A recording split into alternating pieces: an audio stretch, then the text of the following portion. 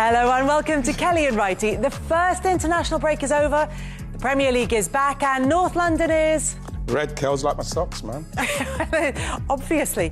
Coming up on the show today, we had our first big derby of the season in North London and Mikel Arteta definitely came out the happier boss after a 1-0 win at Spurs. But there were two miserable managers on Merseyside after a shock defeat for Liverpool and another implosion from Everton. No implosions from Pep or Erling Haaland, who was in the goals again, and his manager had some big praise for his opposite number, Thomas Frank, after Brentford's performance at the Etihad. If you missed any of the action this weekend, here's a little reminder of what went down. So the table's starting to take shape with 4 games played. Manchester City atop, Arsenal are second, Newcastle leapfrog Liverpool after their comeback win at Molineux. Forest are up to 7th after their famous win at Anfield. And then at the other end, both Southampton and Everton are pointless. The bottom 6 are all winless. Spurs are in 13th. They've only got 1 win from their opening 4 matches. And, Wrighty, don't start causing trouble now. We heard a little snigger over the table there. Maya Quadri's here, Karen Carney is here. It was, we will get to the North London derby, but it was a good weekend for long-distance shots. I very much enjoyed them. Yeah, and there was nearly another one from Marcus Tavernier as well in the Bournemouth-Chelsea game. Yeah, I really loved them this week. I thought Harvey Barnes' as well was yeah. We saw that was one as well. It was brilliant. And then, obviously, Duran from Villa. Yeah. I get jealous, Kels, because Arsenal don't score that goal. We don't play through and end up getting that goal. Yeah, life is so tough for Arsenal at the moment, isn't it? It's really, you just want nice more to see, and more and more. Yeah, you see this, you might see this goal. Cool, Saka can do this goal, which is something that you know we love him doing. And that was a fantastic goal, especially I love when goals played. just stop in the net. There's something very satisfying about the fact when they do that. And then obviously you see this one, look, building up through the middle, and then you know what? I'm just going to hit it from 30 yards. And we don't do that. And the consequence of it as well. You know, they'd been 2-0 down in this game.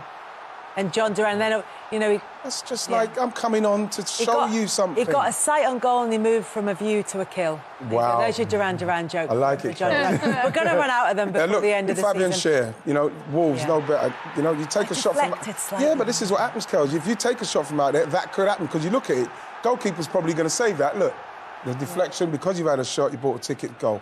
This one's fantastic goal. Yeah. Oh, that's... You know what I mean? And again, a goal that it shouldn't happen. The thing is, it comes to the end of the month and everybody's doing goal of the month. They're all so similar, these goals as well. Yeah. And what's interesting is that this means that Newcastle have had their best start to a season since the mid-90s, since the 1995-96 season. And that's the kit. From David Ginola round about the same sort of time. Yeah. Wow. See? Yep. Football gods are aligning. Yes. Did you score many long-range goals? I scored a few, Kels. Did you? Yeah, I definitely did. Did you ever score a long-range one against, for example, Swindon? Well, you know what? I don't count this one. We was winning 3-0 at the time, and the goalkeeper was a little bit of a friend, and I thought... Oh, you chipped him? Wow. I didn't even shoot, Kaz, because when you've scored that many goals, you don't need to count them all. Look, you're even shaking your head. I just think, because I said, you know what? Why did I do that to him? Because it was quality? Yeah, but why did I do that to him? Oh, OK. But you helped Kevin Campbell out. So did Kevin Campbell get a hat-trick in that game? Yeah. And did you get all 3 assists? Did you create all 3 goals for him? I think I might have, you know. Yeah, do you think that was true? Well, I'm going to take it as true, I think, because people don't give me assists, they only see goals. But I remember the game, it was winding down, that game was. And, like, you know, when you can see how easy it was to come off the defender. And I just turned around and just saw the goal. You see him off the line? Yeah, because like, when I turned around, you thought, why is he's in a... You know what? It's not even like, oh, he's off... You just think, that looks strange, because that's what it looks like. He's not meant to be. He's meant to be further back. So I just thought... So when I come here, Kels, I learned and I went, look, see, I just looked, well, that's strange. I said, bam. But that's so... yours is so delicate. So delicate. Placed, isn't it? Placed, yeah. Like you've caressed it. It's the worst for goalie, though, that, innit? The chip one. And it actually hit the stanch. And, everything that the goalkeeper doesn't want just happened to him there. So, again, you know, it's business, never pleasure. I tell you what, you've been watching too much Godfather. Skills, you know. Arsenal, then. Yeah.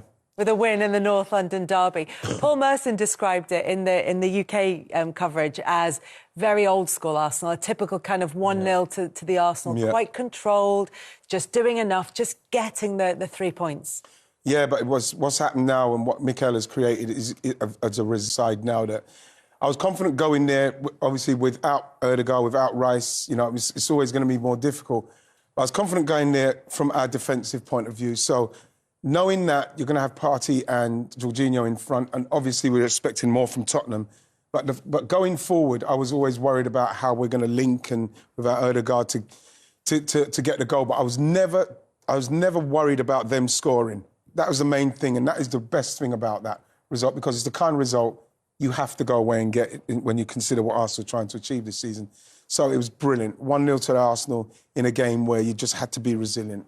Yeah, was it impressive from Arsenal, or do we have to kind of factor in the Spurs performance to that as well? I think it was impressive, Ellie, because I messaged you, didn't I? I was like, I'm a bit worried about like the fluidity of that midfield, but you know, I hate to say, last season when City won it, they had big players out. So the question mark before the game for Arsenal was, OK, you've got big players out now, so can you do it?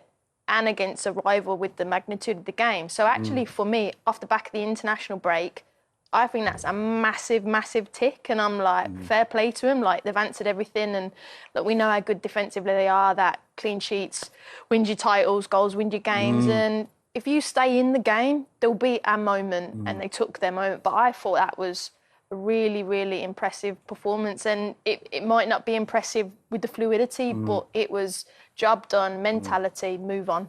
Yeah, and particularly, as you say, after the international break, because we saw in a lot of other games that teams felt like they were really out of their rhythm. And with Arsenal even missing players, it didn't look like that had gone. There was a structure that they could go back to. Wright said it best. You come up against this Arsenal team, they're so big, they're so strong, they compact well, they defend as a team well. You're looking at Timber, I think it's his 7th competitive fixture for Arsenal. It's like a new signing. He slotted in so well. I think Havertz's work was underrated in that game, dropping in to win the aerial duels. It's very hard to score goals against Arsenal, and they always say that defence wins championships, right? It's going the other way where you thought, where's the goal going to come? And when you score set pieces whenever you want to, I mean, you've always got a trick up your sleeve, especially against a Spurs side who can't seem to deal with set pieces, or Vicario just can't seem to get high ball distribution. So executed really well. I think if you look at their game last season against Spurs, same thing. Didn't need a lot of possession, still won the game. And without your captain as well, it's often one of those games, it's about what team wants it more. I mean, Gabriel's got another man of the match performance against Spurs. Saliba, you could see the celebrations. They just wanted it more. It means more to them. I mean, you know. It's still strange to look at that and see Arsenal in an away kit. My daughter was watching. She said they look like they've been sponsored by Nando's with the coloured stripes on their shoulders. But they weren't chicken. You know what, Kels? It was from a Tottenham Arsenal point of view in the derby and what it means for us to not wear the red and white kit, for something to do with too much white in the kit.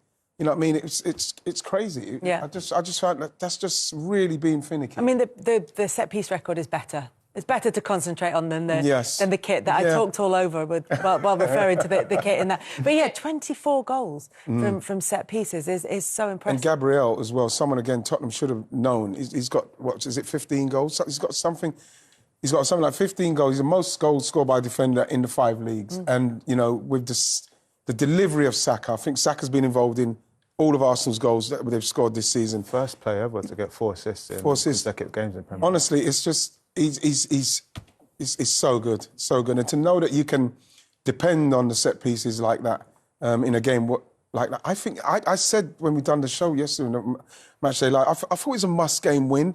And I know it's very... I thought it was a must-game win at this stage. No, go again. What did I say? Put it the other way around. Is that what you meant? A must-game win. A must-win game. A must-win game. A must-game win. Simply because of the drop point, because of City, knowing how this road is, chasing City, and it's a game that they had to win, even though it's an away game and you want to try and get something. So they had to win it, because then you got Man City coming. It's a great momentum game, I think. Do you know what I liked in particular? I think when you think of the last game against Brighton, everyone can have their opinions on the Declan Rice situation. I thought it was a bit, finicky. But it was getting caught out by the dark arts. In this era of CCTV, there's not much you can get away with. I love that description of VAR as CCTV. CCTV. Big Brother is watching. Gabriel does so well. It's the slightest push, but it creates enough separation against a very good centre-half in Romero, who's very physically aggressive. Enough separation, bullet header. And the game's People were saying that was a foul. What do you think? I think he's got to be stronger. I think the set pieces of Arsenal, you could talk about the delivery, which is always spot on, but a lot of the time it's because Arsenal want it more. Yeah. Like, he's going to power through, and if you're going to leave him 1v1 and not be strong about it, I just think the mentality of this is a set piece, we score, we just run over people in there and we don't care. I mean, that's not new from Arsenal. This is quite a long-term thing where teams have come away slightly aggrieved at the physicality and the. But if you leave him 1v1 though, Kel, and you are weak, and he's also the wrong side of him, you can't see him at any point. And listening to Martin Keown about it, and he's just like, well, if you can't see the play, you've got no chance. But if you leave him 1v1 and he's running onto it, like anyone in the zone, standing, will never have a chance. He's powerful, he's athletic, he's going onto it. Like, so it is about a delivery, but they want it more. And Macario's got to come up for that, surely. You know what? When you look at it's like 4 yards, he needs a bit more protection so as he can start coming out and maybe punching something like that or catching it. Or you know how easily a goalkeeper will get a foul. And I think that they just got deeper. The ball was great. Yeah. So they've got to do more to protect him so he can at least come out and get a punch on that. It's 4 yards. It's 2 yards. It's 4 yards. The other thing with Will is he's, as you say, he's a very physical player in terms of his approach to the opposition, but not necessarily robust when it comes back his way. Yeah, it's always interesting when you see two centre-halves going up against each other. And it's very uncharacteristic for Romero not to win that sort of duel. And even the way he gets pushed, the separation, he moves massive. Quite a bit. Yeah, he moves quite away. It's like Gabriel's like really he's not ready. Exactly, and that's where it comes to, I think, mentality and really wanting it more. You said it perfectly.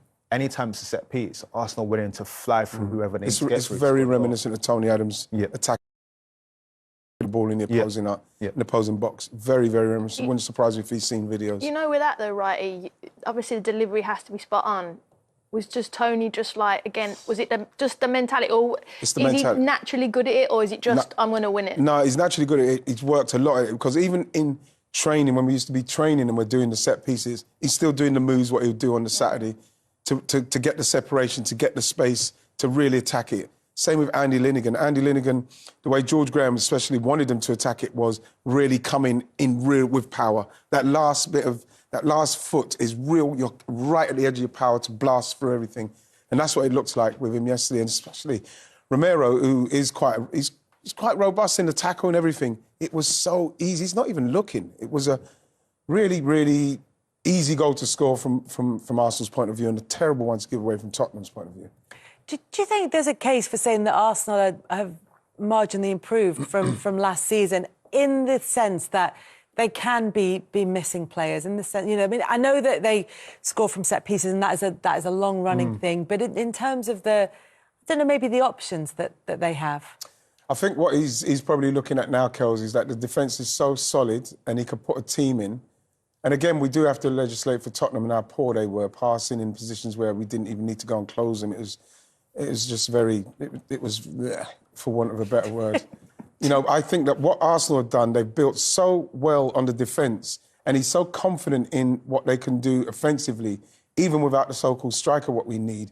I think that now there's a confidence in the team that they can go somewhere and they're resolute enough to get the result, and then up to the forward players to get that important goal or that important assist. And then without two players of that magnitude, arguably our two best, apart from Saka and Saliba, you'd think that, yes, there might be something that they're worried about. It didn't look like it at all.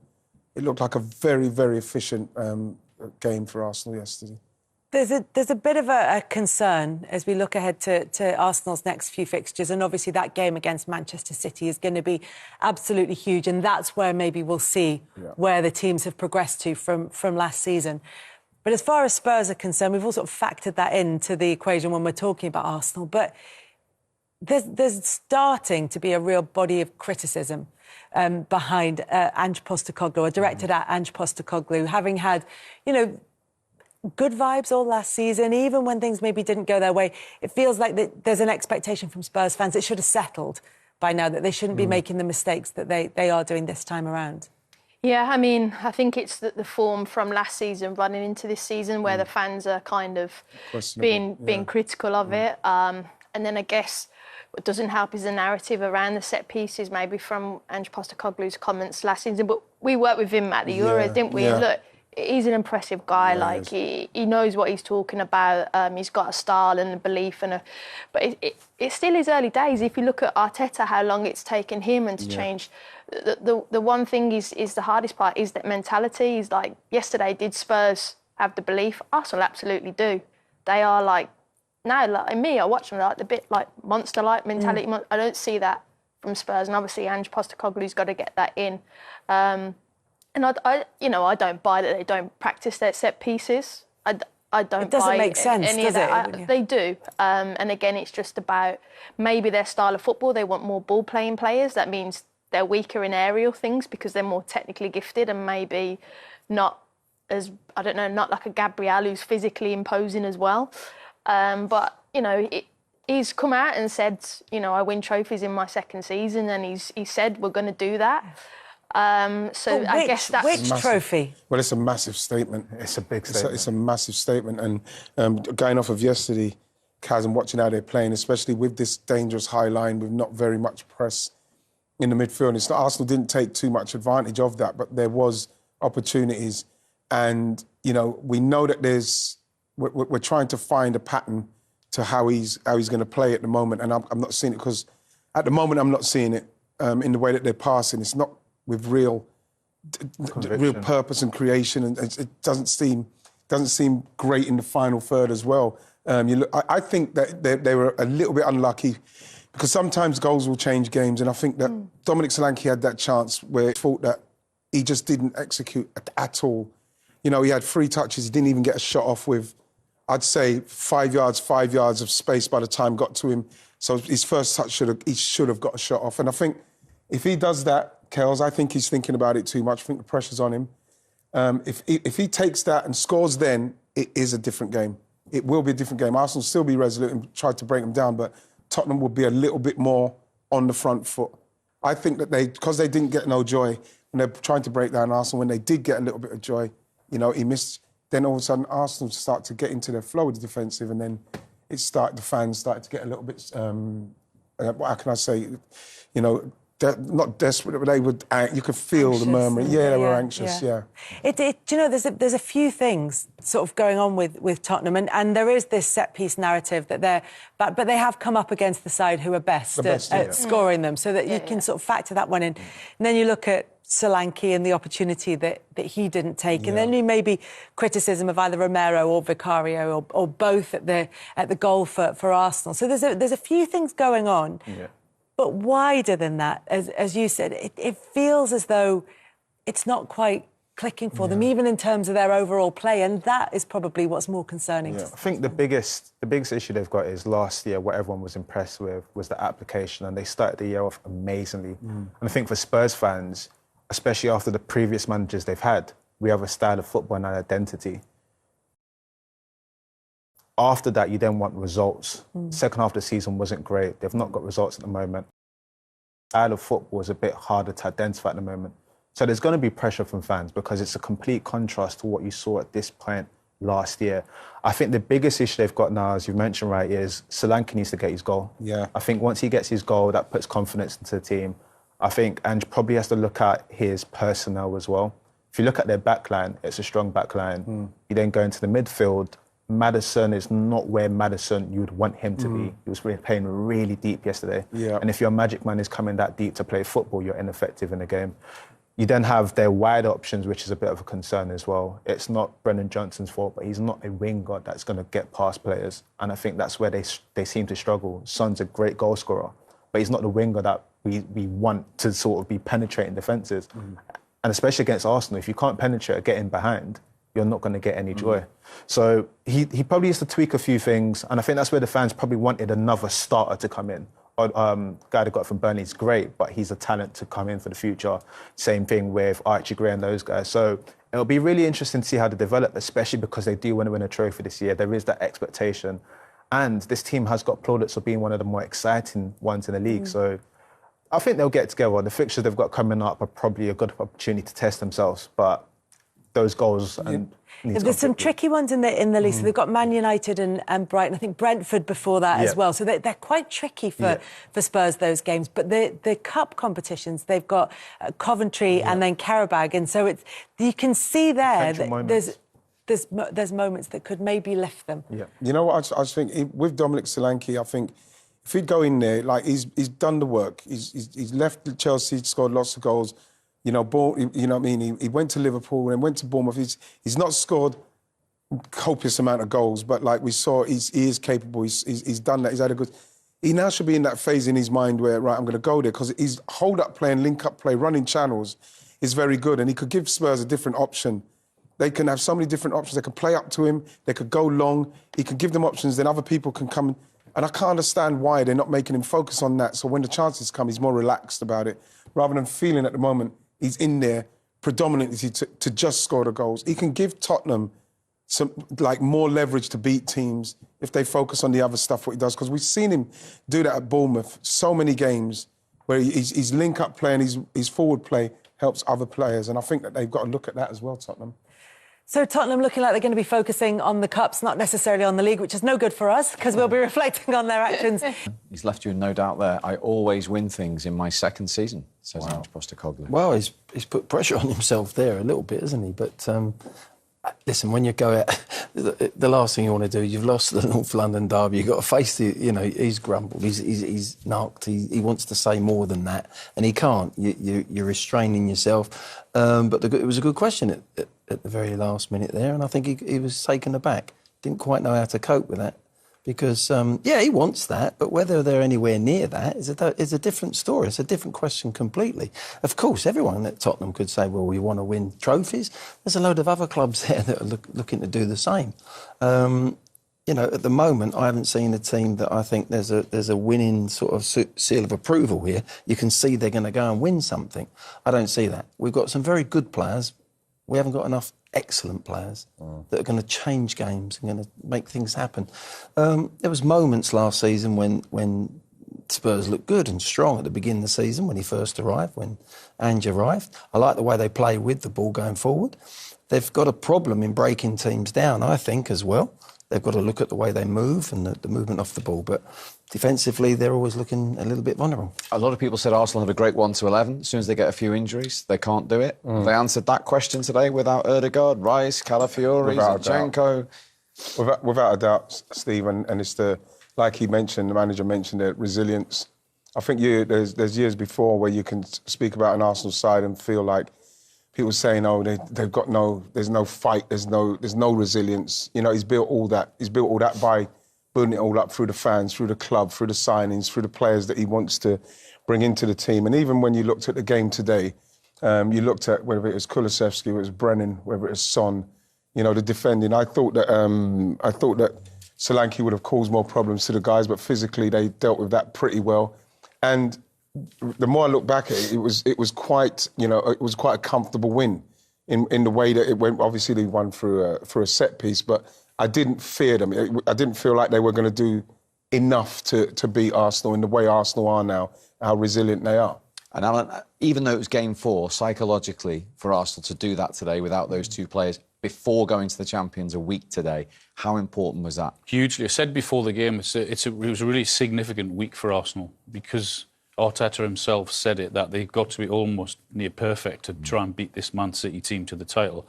So another poor result today would have left a huge uphill task. So it was a big win for them without playing particularly well. I thought they were comfortable. They've got the best back four in the league, and that's something you can rely on, and they hope that you get something from a set piece or someone produces a piece of magic, which they're likely to do. But it was a huge win at a really important stage already with Champions League coming up, and of course, as you said, going to Man City next week. Gentlemen, thanks for your company. Glenn, well done. You didn't bite with Ian Wright all day. Commiserations and congratulations to Newcastle and to Arsenal for your North London derby victory. We hope you've enjoyed it. Thanks for being with us. From the four of us, we will see you very soon. Take care.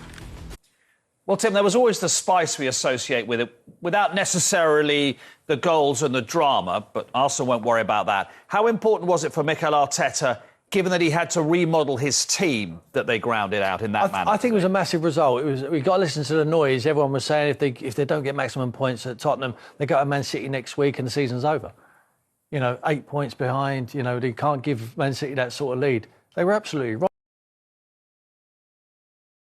I would look at it the way of, if they win both the games, you put them as a very good favourite to go on and win the Premier League. This is a different Arsenal we're talking about now. If you're going to lose two of your best players like Odegaard and Declan Rice, you have to find a solution and get maximum points. We see Man City do it time and time again. Last year, De Bruyne are out injured, Haaland out injured. They win games. If you're going to win the Premier League, you have to win games when you haven't got your best players, and they've ticked a massive box there today. Particularly because last season the criticism was that Arteta didn't trust his squad. He didn't really rotate enough and it became a little bit too predictable. So that's why that's so key, isn't it? Because he can say, obviously, to everybody else, but more to his players, the squad players, Jorginho in particular, look at the massive role you have to play in this team. Yeah, it is a fantastic squad he has built. I still think they're lacking mark on a striker, but that's another conversation for another day. But again, the players they brought in today, I mean, they've got such huge strength and depth. But again, we talk about the title decider. It always seems to happen at the Etihad. Next week, it's a bit early to say that, obviously. But again, in the last couple of seasons, they went there last year, got a draw, didn't they? We thought they could have been more on the front foot. They sort of went to Etihad last year, didn't they? And they sat on the defended deep. A bit like today, they sort of had the two main midfielders out and thought, we'll go there, be solid. And again, they've got a set play coach, and I know some people love them or hate them, but again, it's an important set play they've scored again today. It's a little bit back to your day when you played against Arsenal, how good defensively they are now, so that when they do get their noses in front, they really do trust themselves to see the job done. Absolutely. I thought Tottenham started really well in the game. 100 mile an hour, just never created enough chances, never had that little bit of guile in the final third. Kept inviting the ball wide, Arsenal, and letting them cross it. And Gabriel and Saliba were just clearing everything. It was almost like I just felt when I was watching Arsenal today, I was at the game, and it just felt like there was a calmness around them, and they were saying, you know what, we've got Ben White as well. Timber was excellent, and Raya, the goalkeeper, behind him, two colossus central defenders. We all defend our box today, and we enjoy doing it. And that, celebrating when they're blocking things, between them. They've got a real unity with the defensive partnership there. I think it was different Arsenal. We haven't seen this Arsenal for a very long time. We saw it in glimmers last year. They need to dig in. If they're going to beat a Man City like next week, they're going to have to backs to the wall job. That's what they're going to need. They need everything to go their way. They're going to need a cutting edge. They wasn't fantastic in the final third today, but they found a way to win, and that's the most important thing. And I'll go back to it. If you want to win the Premier League and you want to get above that juggernaut, which is Man City, you're going to need to have a scruffy wins. And when you haven't got a centre forward and they're not firing all cylinders, you need goals from other areas. And Gabriel here, little push. There you go. Not enough for the goalkeeper to give anything, and he just attacks it for his life and gives them maximum points. Do you think that's overall, a foul? Is that a foul on Romero? Yeah, it's a foul. I mean, if you slow it down, it's a foul. But I think you allowed contact. I think he's clever enough with it.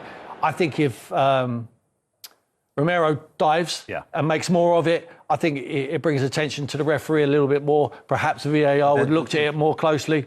It's certainly a foul, but, it's one you're going to work hard on it. That says it all. You're looking for honesty, but off your players, we say, we try and help referees out, try and help officials. And Romero stays on his feet there, and he doesn't give a foul. But if he goes down, I think it's a foul. Yeah. I think VAR get involved as well and possibly say this is a foul. Obviously, clearly pushes him. But I think it sums up the fact that Romero just lost concentration, that A, he's lost Gabriel, and B, he doesn't even think about, I think his head. I think his head, you're right, Mark, his head is scrambled a bit. It's and gone, the other question, obviously, has been an ex-goalkeeper. Because there's a big question mark now about because teams are looking at it now that there's a real weakness with Vicario when it comes to balls into the box, high balls into the box. I think he's proven with his shot stopping and the ball at his feet, he's very, very good.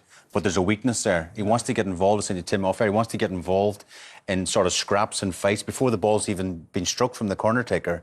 He has to sort of distance himself from that. And then when the ball's on his way in, he's got to free up a yard or two to come, and he should be, in my opinion, should be sort of arriving at the same time. He's about 4 yards out, Gabriel, when he hits it. Surely you would be, even if you don't make contact with the ball, you'd be A, shouting, and B, doing enough to put somebody off. Would you not? Well, I think, again, he's got his own players now. They've seen that as a weakness. So what he's done, I think, is Maddison came in with another Tottenham player, but he's brought them inside. So he's actually fighting his own players and the opposition players. To get a run at the ball. To get a run at the ball. And he's worried about the fight, and he's forgetting about the ball. So he needs to free himself up from all that nonsense and actually focus on the ball. So what's the answer, Shay?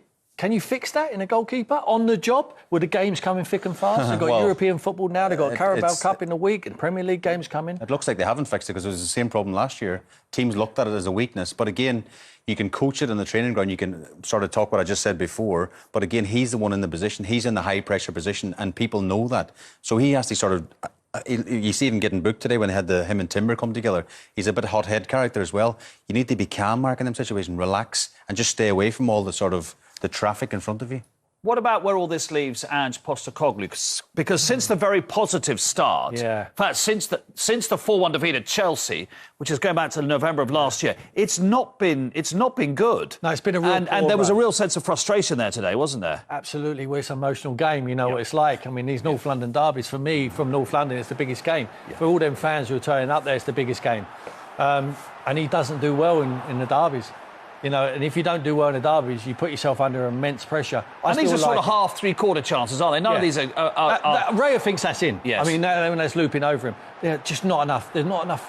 They're not clinical enough. And we've seen that not only in this game today, but the last 3 games they've had. They've had enough chances to win all of them. They haven't taken enough points at the moment, unfortunately. And just looks like it was half chances. You know, shots like this, they're not chances. And I think he has to continue working the same way.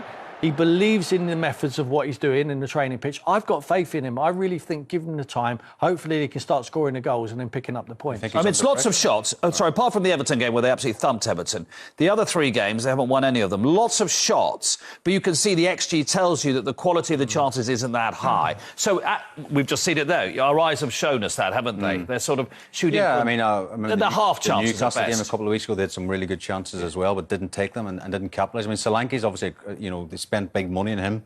And the manager comes under pressure. I'm just going to say to Tim there, do you think he's under pressure with the fans, with the money he spent, with the great start he's sort of put himself? I remember this time last year, they were top of the league, weren't we? We were all going, what a great job. Amazingly, I would have to say, I wouldn't put him under pressure. I love him. I think they should persevere with him, but he needs the fans behind him. They you know, when he first came in, they loved what they were seeing. It was such a contrast from previous managers. They were very boring to watch. Now they're not. You don't see a boring game involving Tottenham anymore, but they need to start winning games. In the end of it, you need to start winning. It's all right playing on the front foot and attacking flair and opening up the game and your fullbacks bombing forward. We love all that, but you need a clinical edge. You need to start putting the goals in. They need the a bit back more cuteness in midfield today. Do they need more from James Maddison? Yeah, I like James Maddison, but I think he needs some help in there. I think he looks like he's the only one with a little bit of guile. I'd like to see him picking the ball up behind Arsenal's midfield or whoever they're playing against, in them tight areas, on the back foot, in tighter areas. He gets a lot of the ball, but he goes and takes it safe. He goes in front of people and tries to find the pass. Someone like Eze would have been a perfect signing for me if they were to buy him. He would have been out there, he would have assisted Maddison. They need more guile in there. I don't think Kulusevski's doing enough. And Son today, it was one of his poorest games. He's a prolific goal scorer in the North London derby, and today it just wasn't his day. As you said earlier, Arsenal at the Etihad this weekend. Now, I think we have to assume that Odegaard will not be available. I mean, he might be, but I think it's very unlikely. But obviously Rice will be available. But I think they'll play the same way again. And you were saying earlier that maybe you think that's a bit of a mistake. Well, I think at this stage, being September, they'll happily play the same way again and get a similar sort of result to last season if they can. Well, maybe it's early enough in the season now to go to it next week and get a draw because there's so much football still to be played. But I just felt at the end of last season, it was a perfect opportunity to go. If you want to win the league, if you want to be this team, and Arteta obviously just signed a new contract, he wants to go next week and show why they want to be champions. And you have to beat the best team, which are Man City. They'll play the same way again? As today? They will, but that gives them massive confidence. You know, to listening to the noise. You can't do it without Odegaard. He's your captain, and Declan Rice is so important. They did it. They did the job with players who have had very little football. Jorginho was out on his feet today, but he gives everything. He's wearing the armband there today. He's playing for that shirt. It's like he's been there 10 years. The winning goal came from a set piece again. Last season, Arsenal scored 22 goals from set pieces, corners. How much work in the training goes into to get it meticulously well and score in a game? A lot. But it's not only set pieces, to be honest. That's every detail we train on the training ground. So yeah, it just pays off. So as you can see, what you said, 22. 22 last Yeah, season. that's a lot. That says a lot about how we train. So that's really good. And was the game next week against Manchester City in the back of your minds that you have to come here, maybe get the 3 points, not to have a big gap with Manchester City, who started brilliantly for 12 points from 4 games? I think the focus is on ourselves. If Man City doesn't lose a lot of points, so we have to focus on ourselves. It's game by game, and first we got the Champions League this midweek, and then after we got the big game against City. But no, really nice that we got the 3 points today to stay there, and that's what we want. We want to compete with City, so we have to stay there with them. And but first, game by game, Atalanta on Thursday. Last time Arsenal won 3 away games at Tottenham, Arsenal won at Tottenham was 87-88 season, before the invention of the Premier League. What does it mean to be part? True honour. This group is amazing. The way we fight for each other, just the quality of the players, how happy we are after a win. It's just so fun to be a part of, and yeah, I can't wait for what's ahead of this season. Last season, when you went to the Etihad, you went for a draw, and people said maybe Arsenal should have went for a win. Is that different this season? Will you go to the Etihad next week in the Premier League with the intention of get the 3 points and close the gap with Manchester City?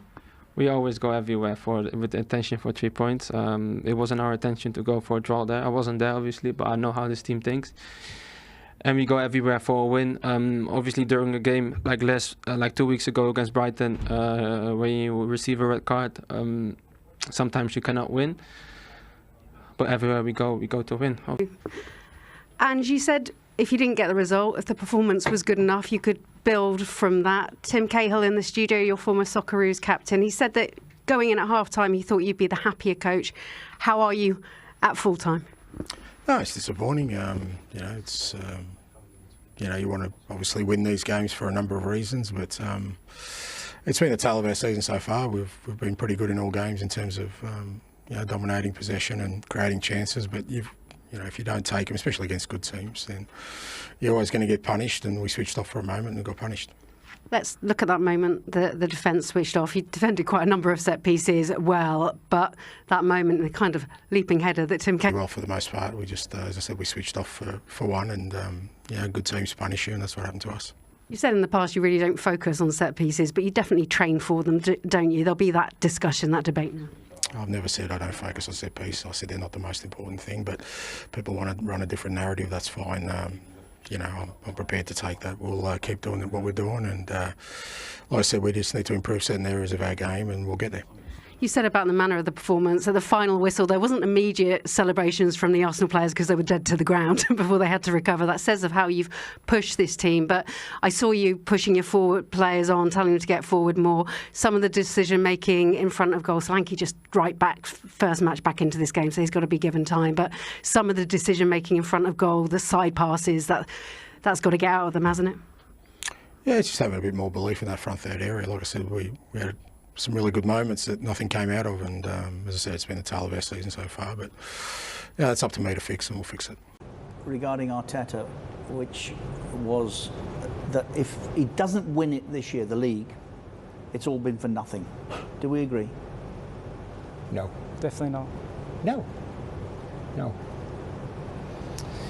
Okay. How can it be for nothing? How do you work? Well, it's no good keep coming second, is it? Well, hold on. If you're playing in a I league, didn't write the piece. If you're playing in a league that has an exceptional side, I'm reporting that I read this but piece. If you're playing but against, you can't keep coming second. Well, it's like saying then, is Klopp a failure? He won one league. Well, no, he was in 2 European Cup finals. Yeah, no, but he won one European league. Cup. He won an FA Cup. No, he won I know. a League Cup. Well, Arteta's already won an FA Cup. How about we change the question? Like, where's the club at? Where was it 5 years ago? How do the fans feel? Is there improvement? Is there progression? Okay, he doesn't win the league, you get rid of him, who are you going to bring in? So let's flip it. I'm not advocating that should be the case. I am reporting what I read this morning. I would go to the bank and give Mikel money to get an out-and-out striker. You know, because I suppose you put Haaland in Arsenal's team, they win the league. Tim, there's who is there? The thing everyone always says that you go and get an out-and-out striker, and I've talked about that. I've sat here and talked about it with loads of people. Everybody wants a top striker. But you need to pay. So you want Haaland, you need to pay. You want him back. There's only one Haaland. Yeah, but this is the thing in football. Haaland makes a difference. You're advocating going and buying an out-and-out forward. My memory serves me correct. You were a false nine for a while, weren't you? Yeah, because we couldn't afford to buy another striker. Sorry. We couldn't afford to buy a striker. So. The thing is with Arteta, though, how long do you give him to win the Premier League? That's the thing. Yes, he's made huge progress, and of course, the team, the club is in a better space. In terms of the attraction, in terms of the progress, in terms of the style of play. They have some type of identity back again. The Arsenal way of playing is really exciting to watch. They spent 100 million quid on Declan Wright, so they're buying these huge names. But there must be a cut-off point where you, as you alluded to, you can't keep coming second. Right, so they give him a new contract. They can actually keep coming second if Manchester City keep producing. For 5 years. You got. This is what I'm saying. It's not just as easy to say. Well, you can't keep coming second. I think he's already amassed last season the best points ever had in a Premier League season. But it counts for nothing. But it counts for something. It depends on leadership as well. It really depends on leadership, because what are the metrics for success? If metrics for success is win the Premier League on this budget and he doesn't do it, then okay, go find another manager. It's simple as that. Do you think that he is occasionally guilty of over-exuberance and perhaps celebrating too quickly? Don't look away, Tim. I'm looking at that. Look, very, very, very young manager and learning week in, week out and evolving, but also learning in the factor that throughout the years, you know, you want to celebrate every moment, and finishing second is a big feat. But yeah, but not beating Fulham 2-1 in October. That's maybe. Look, for me. You're a bad man. You know, he's like an elephant, isn't he? He's a bad man. I just think I've seen successful people down there. I was brought up in my youth watching Liverpool, that wonderful team. They didn't celebrate on any given day, at any given time, until they'd got their hands on the trophy they were chasing for the end of the year. Exactly the same at Manchester United. Enjoy it, but save the special moments until you can justify them. And I just think sometimes Arsenal have got a bit carried away, and it actually it's been to their detriment that that's the case. Do I have a point? I'm with you. I'm with you. I mean, listen, people see success in different ways, right? And what's the value of success? Some people see finishing second is a huge success in Arsenal in terms of where the club, as Tim had mentioned. I get it, but ultimately, I agree. I agree with you. It's still second, right? So I'm not used to coming second. I like to come first, and I'm in agreement with you. I also like this week the comment when he said, "Don't talk about big games. They're all big games." That's what Tim was saying. No, but the thing is you can't take things out of context to a certain degree, because also you talk about Ange. He took over at a time when it was difficult. Well, you think about the managers that were there: Conte, Pochettino, Nuno, Mourinho. Now, my discussions with the leaderships were simple. This guy will give you an identity. He'll make you believe in the badge, and he'll make you belong to something. What's more important in football these days? I think from my perspective, when you look at Tottenham as a business and as an infrastructure, the way they run it is incredible. But they pretty much lost their way. Why and did now it they take brought him someone in that has clear identity. Well, why did it take them that long to identify Postecoglou? Why did it take him that long to find his way into English football? I don't think they had any choice. I think when you've been through 4 or 5 managers of that calibre, you basically have to go back to the drawing board and be honest and say, you know what? This guy, he's won the Japanese league, he's done well international, he's done well at Celtic, but they're still taking a risk. But in my opinion, it was a calculated risk.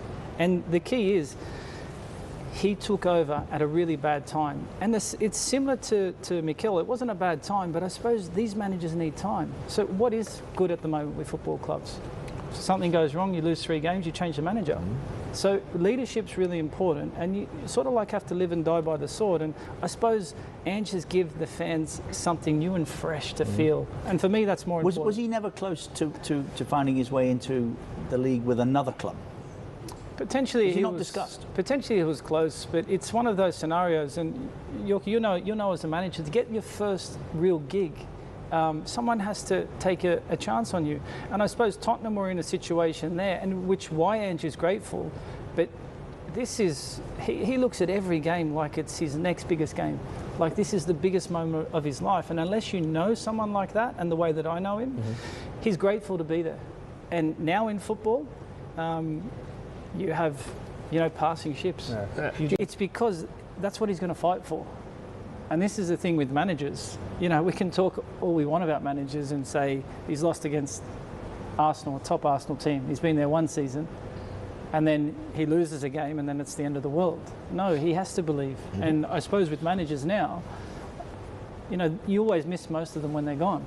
And then you realise the work that they've done and what they've put into the club. Now, today he's not happy. It's not the best result. But I know for his passion, he's saying, I want to win something. I want to win something for the fans. So that's how I take it from knowing and understanding it. But Tim, is he not saying that with the fact that he's been at the top of the other teams, or the teams that he's managed in previous years are the best team in those leagues, so then hence that's why he's given a better opportunity to win something in his second year? The fact that he's at Tottenham, who hasn't won anything in a number of years, he's still stating that he probably wants to win something. And what I like is he's not shying away from the pressure. He's embracing it, he's owning it. Yes, you've got to try and back it up. And at the same time, the season will tell, but he wants his fans to believe in something. And that's the main factor, is the style of football. Yeah. They didn't have the end product today. And again, with Arsenal, there's going to be games that this isn't going to be enough for Arsenal. No. Winning 1-0 just from one set play. So there's going to be many elements with inside structures of football clubs that I feel a lot will pick on this point and then drive that point. But at the same time, only time can tell. In fairness, I was just going to say, being Tottenham manager can seriously damage your health, can't it? Can. It's seen off a few. It has seen off, but the thing is, with Ange Postecoglou, when he's saying, I often win things in the second year I'm at a club, there's no reason why they can't think that. There's no reason why they shouldn't believe they can't win the League Cup, whatever it's called now, the FA Cup. Carabao Cup. Is that what it's called? The Carabao Cup, or the FA Cup. Yeah. Right? There's no reason why they can't win one of those while still progressing as a club and as a group. And I think that's what if you're Tottenham manager, if you could just break that glass ceiling that seems to be around that club now, that they can't win something. If he was to win the FA Cup, if he was to win the League Cup or the Carabao Cup, that would give him great kudos to go on. I think we can write off a Carabao Cup win. Oh yeah, he threw it away last year, didn't he? Last year he didn't play a serious side and could have. This year, of course, they're at Coventry, so... Oh, but they're out there, aren't they? It's not going to be an easy night this week, is it? Yeah. Well, why not? Why wouldn't you? Why wouldn't you when you've got a group? I think certain clubs... I don't get it with... Tim said that team hasn't won in, what, for 20 years or longer? 20 years? Yeah. Since they won a major trophy. Yeah. Let's be realistic also with the managers. Like, when Pochettino got to the final, right? So close yet so far away, and then you decide to change him. Then you have Mourinho, so close yet so far away. That was a ridiculous decision. No, but then you decide to change him. So you've got to be careful what you wish for.